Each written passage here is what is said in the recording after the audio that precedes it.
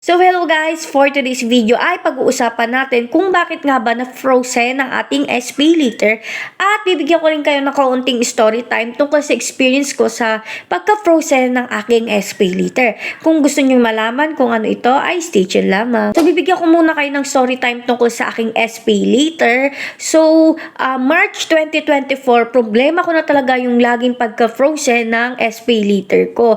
Hanggang nung last year, which is noong February, ay nagamit ko na siya ulit at nakabili ako ng ito nga yung ang pang BP na mayroong kasamang temperature. So yun ay worth 200 plus lang, kaya may natira pa akong mga 2,500 doon sa limit ng aking SP liter. So hindi ko kasi siya sinagad at nag-try lang ako ng kaunting amount kasi nga iniisip ko baka kapag nilakihan ko is hindi siya mag-proceed or maging frozen na naman siya ulit. So nung mag-June na, ginamit ko na siya at bumili kasi kami ng printer. So medyo kasi may kamahalan kasi nga ang gusto na nga namin is yung 3-in-1 na printer, yung may samang photocopy, print, tsaka scan. So medyo may kamahalan siya kaya ginamit ko pa rin yung SP liter ko, which is nga 9,000. So bakit biglang umangat ng ganon yung credit limit ko? Kasi ang nangyari, karoon ako ng time na yun ng temporary increase limit kaya nagamit ko siya as pambili nga ng printer. So after ng pagbili ko ng printer, hindi ko na naman siya ulit nagamit. So naging frozen na naman siya. So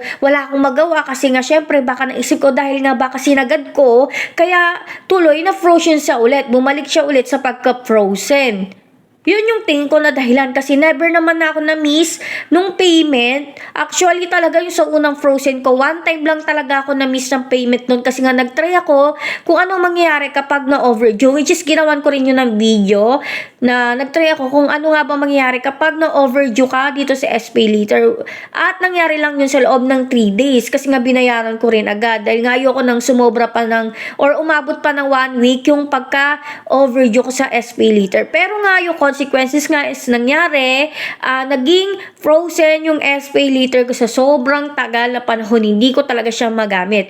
Nag-i-increase siya, nag-i-increase yung limit niya, binibigyan nila ako ng temporary increase limit, pero hindi ko pa rin magamit. Nung June 2025, yun lang yung pinakalas na gamit ko sa kanya at hanggang ngayon, hindi ko pa rin siya nagagamit at frozen pa rin siya. So ngayon ay bibigyan ko kayo ng mga konting reason ayon sa Shopee kung bakit nga ba na-frozen ang inyong SP liter. Ang number 1 doon na nakakapagpa-frozen ng ating SP liter ay yung overdue bills. Man yan, very common na yan. Siyempre, kapag late nga kayo nagbayad, ay matatanggalan talaga kayo ng karapatan na magamit yung SP liter ninyo. Pangalawa, internal policy violation. So dito usually mga suspicious activity, which is nga yung voucher abuse or yung marami kayong amount, marami kayong account sa isang cellphone. So yun yung mga usually na sample ng internal policy violation.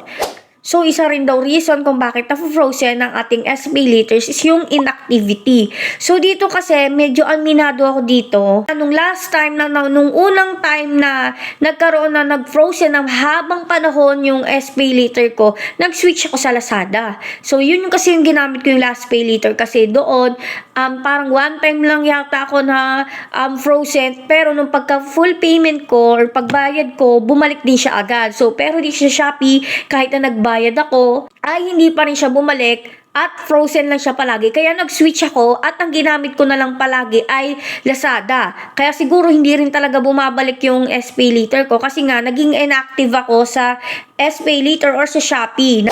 So dito si SP liter talagang mahigpit sila dito lalo na sa in terms of payment, kaya dapat talaga wag na wag kayo magpapalit payment kahit 1 day lang or 2 days siguro kung sakali kasi nga syempre mahirap na talaga ibalik yung tiwala ni SP liter. Kaya if ever na bumalik man yung SP liter nyo at magamit nyo na siya ulit, ay siguraduhin nyo na huwag kayong matulad sa akin na huwag nyong isasagad ang inyong huwag nyong isasagad ang paggamit ninyo or yung limit ninyo ng inyong SP liter kasi nga baka bigla nilang i-frozen yan. So yun nga no, sana may natutunan kayo sa video na ito. Thank you for watching. Yun lang!